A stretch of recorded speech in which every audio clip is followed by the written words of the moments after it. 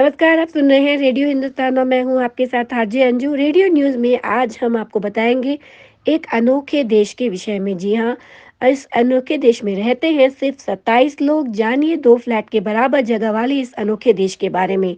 अब तक आप शायद वेटिकन सिटी को दुनिया का सबसे छोटा देश मानते होंगे, लेकिन आपका अनुमान गलत है। जी हाँ, दुनिया में एक ऐसा देश भी है जो पानी में है और जहाँ की कुल जनसंख्या 27 है। बिल्कुल ठीक सुना आपने, वहाँ की कुल जनसंख्या सिर्फ 27 है।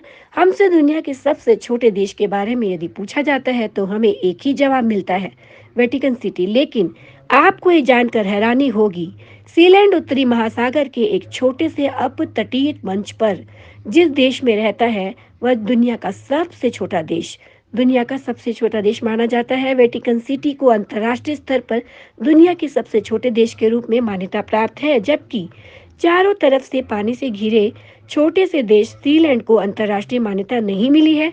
आइए जानते हैं छोटे से देश की अनजानी बातें।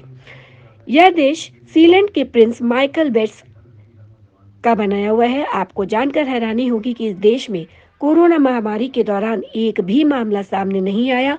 2 सितंबर 1967 को देश को एक माइक्रोनेशन घोषित किया गया था। यह देश 0.004 किलोमीटर के कुल क्षेत्रफल को कवर करता है, यानी लगभग उतनी ही जगह जितनी 2 फ्लैट की होती है।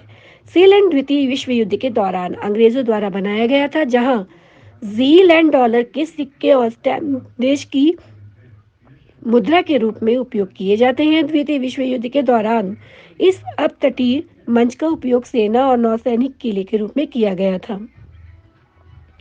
द्वितीय विश्व युद्ध की समाप्ति के बाद इसे नष्ट किया जाना था, लेकिन ऐसा नहीं हुआ। 1967 में पैडी रॉयबर्ट्स ने सीलैंड पर कब्जा कर लिया। उन्होंने समुद्री डाकू रेडियो प्रसारकों पर समुद्री भूमि का दावा किया और इसे एक संप्रभु देश घोषित किया।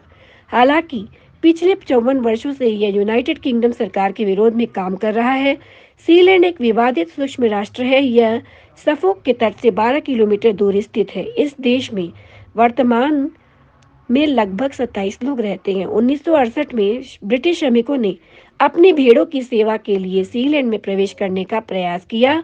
बेट्स ने चेतावनी दी और कुछ गोलियां चलाकर उन्हें डराने धमकाने की कोशिश की। उन पर देश में अवैध प्रवेश का मुकदमा चलाया गया था। चूंकि यह उस समय ब्रिटिश देश का मामला था, इसलिए उन्हें ब्रिटिश की अदालत ने तलब किया था।